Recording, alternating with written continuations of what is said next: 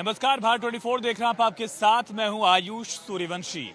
आज महाकुंभ में एक तरफ जहां लाखों की संख्या में श्रद्धालु आस्था की डुबकी लगा रहे हैं, वहीं दूसरी तरफ महाकुंभ में आज धर्म संसद भी बुलाई गई है, जहां धर्म संसद में श्री कृष्ण जन्मभूमि को लेकर प्रस्ताव पास होने की उम्मीद नजर आ रही है। दिनेश शर्मा, जो श्री कृष्ण जन्मभूमि मामले में पक्षकार है हिंदू पक्ष के, एक तरह से उनकी तरफ से ये महाकुंभ में धर्म संसद बुलाई गई है। तमाम साधु संतों को आमंत्रित किया गया है, शंकराचार्यों को आमंत्रित किया गया है, महामंडलेश्वरों को आमंत्रित किया गया है, ताकि महाकुंभ में धर्म संसद में श्री कृष्ण जन्मभूमि को लेकर चर्चा की जाए।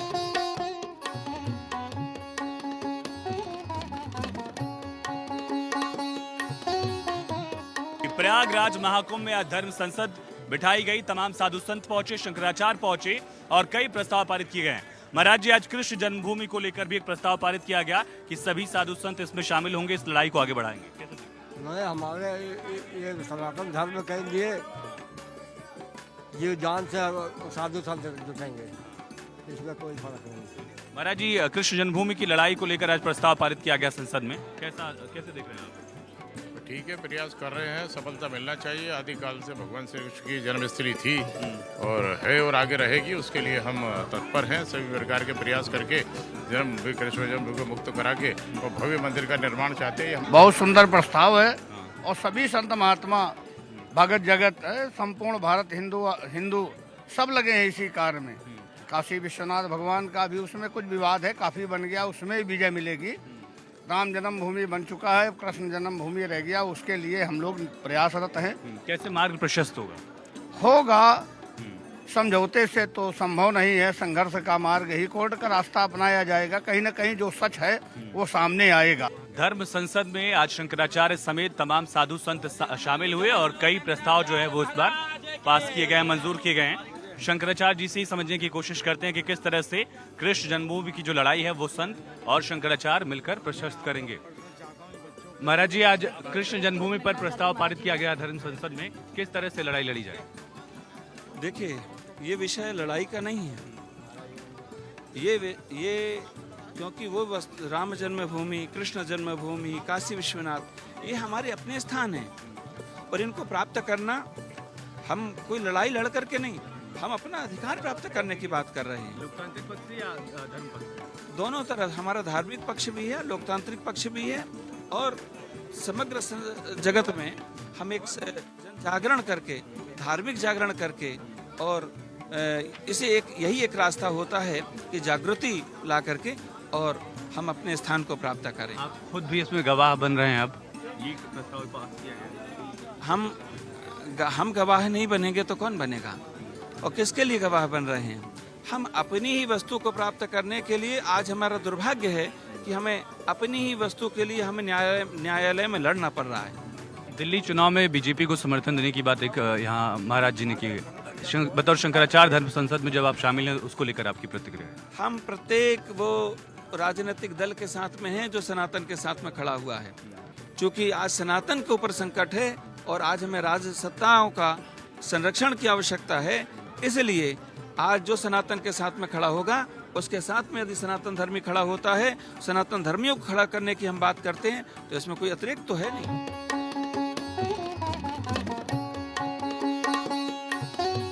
कई अहम प्रस्ताव पास किए गए और प्रस्ताव के साथ साथ साधु संतों से ही समझने की कोशिश करेंगे कि क्या फैसला धर्म संसद में लिया गया। क्योंकि पिछली बार जब महाकुंभ में धर्म संसद बैठी थी, तब राम मंदिर को लेकर प्रस्ताव पास किया गया था और इस बार कृष्ण जन्मभूमि मंदिर को लेकर एक एजेंडा था।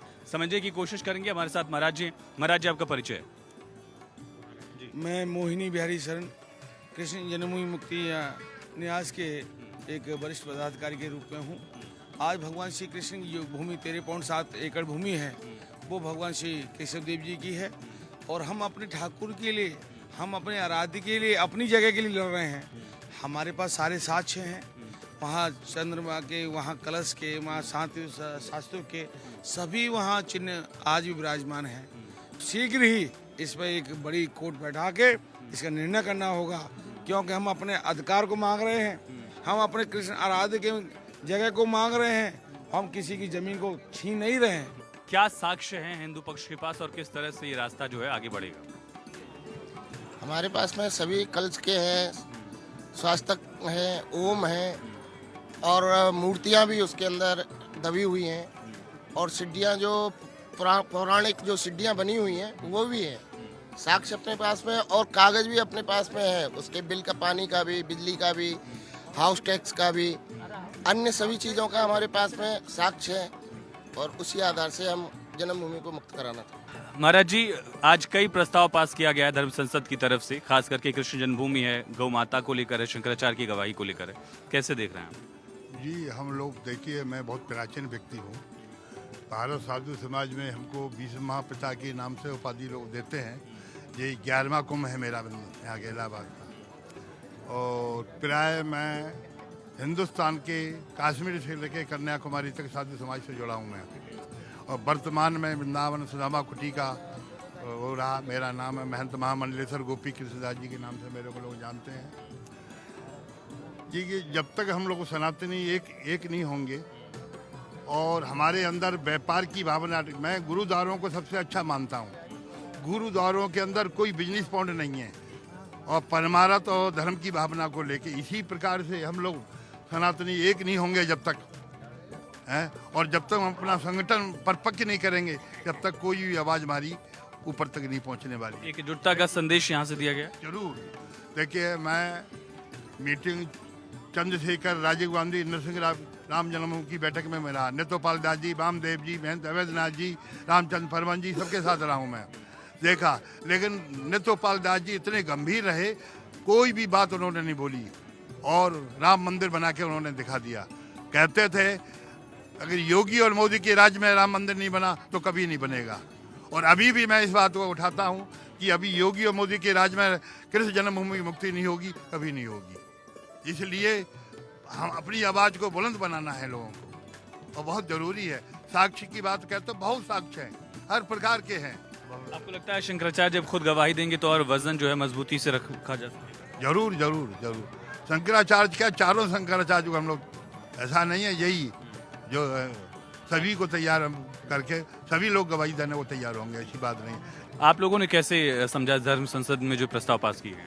धर्म संसद की बहुत आवश्यकता थी। आज संसद में जो कुछ विचार सामने आए उससे ये लगा कि इस संसद के माध्यम से जो बातें आगे जाएंगी उसका प्रभाव न्यायालय पर भी पड़ेगा, सरकारों पर भी पड़ेगा और जनमानस के ऊपर भी पड़ेगा। उनको भी लगेगा कि हमें कितनी हमारी आवश्यकता है जो हम श्री कृष्ण जन्मभूमि संघर्ष न्यास को देवें, तब जाके ये आंदोलन सफल हो सकता है। क्योंकि राम जन्मभूमि का आंदोलन भी कोई एक दिन की लड़ाई नहीं थी और सिर्फ अकेले न्यायालय के माध्यम से हुआ हो ऐसा नहीं है। जो एक 500 वर्ष के संघर्ष से जो वातावरण बना था और बाद में निर्णय होने के पूर्व जो गवाहियाँ प्रस्तुत हुई, प्रामाणिक दस्तावेज प्रस्तुत हुए, उन सब चीज़ों ने कुछ न कुछ अपना रोल अदा किया है।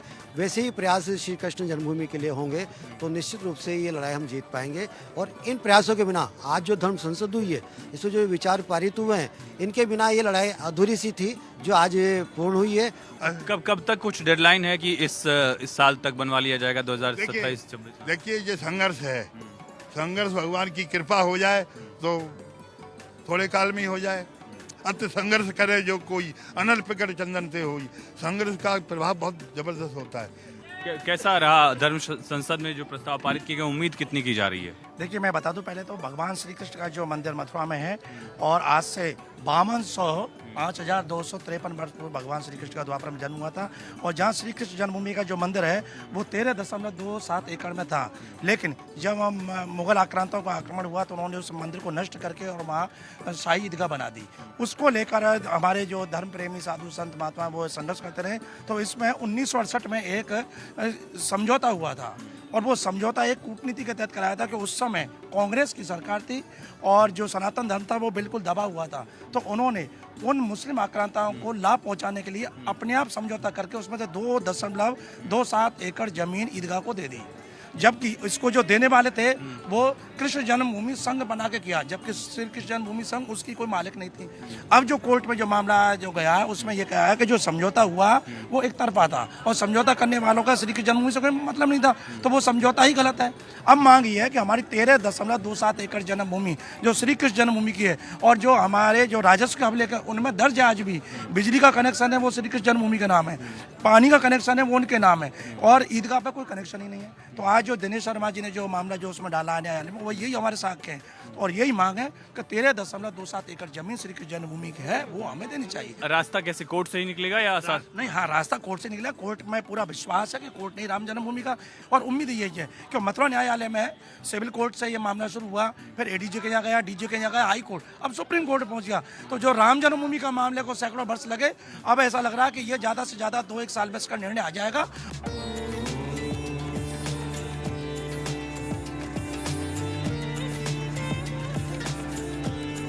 मथुरा कृष्ण जन्मभूमि से लगभग 550 किलोमीटर दूर प्रयागराज में दिनेश शर्मा जी हमारे साथ मौजूद हैं। वो दिनेश शर्मा जो कृष्ण जन्मभूमि एक तरह से पक्षकार हैं।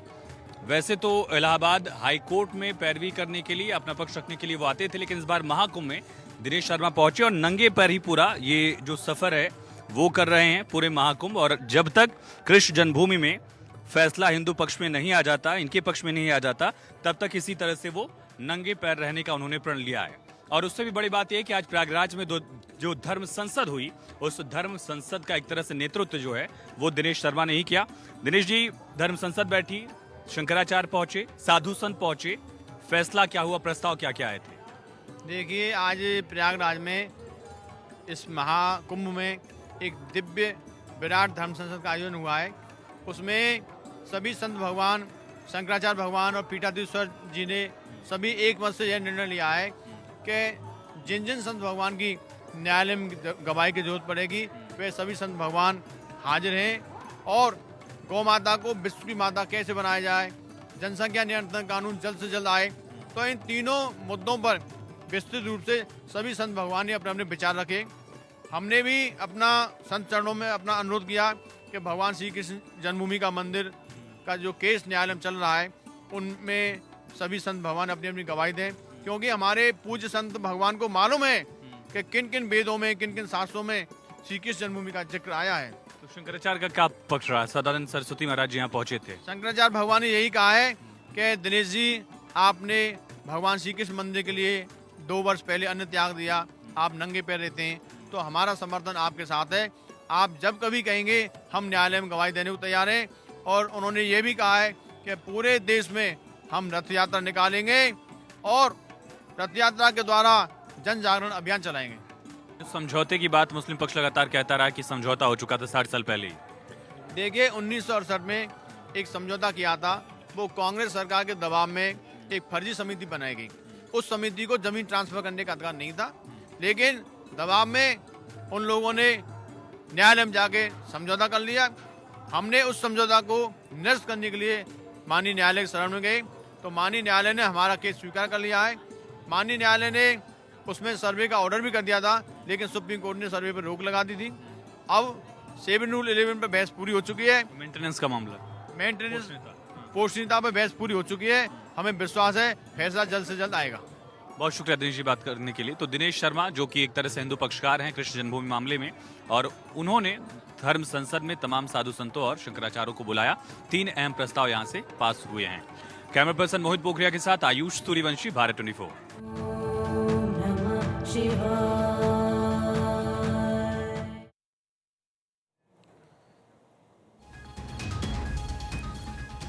बड़ी अपडेट है, प्रयागराज जाएंगे केंद्रीय गृह मंत्री अमित शाह।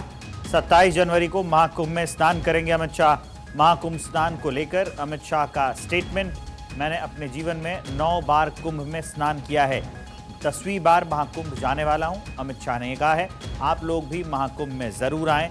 अमित शाह ने ये लोगों से कहा है, अपील की है कि आप लोग भी महाकुंभ में आएँ। मैंने खुद 9 बार महाकुंभ में स्नान किया है और 10वीं बार महाकुंभ में जाने वाला हूं, ये कहा है। महाकुंभ स्नान को लेकर ये स्टेटमेंट दिया है अमित शाह ने। 27 जनवरी को महाकुंभ में स्नान करेंगे।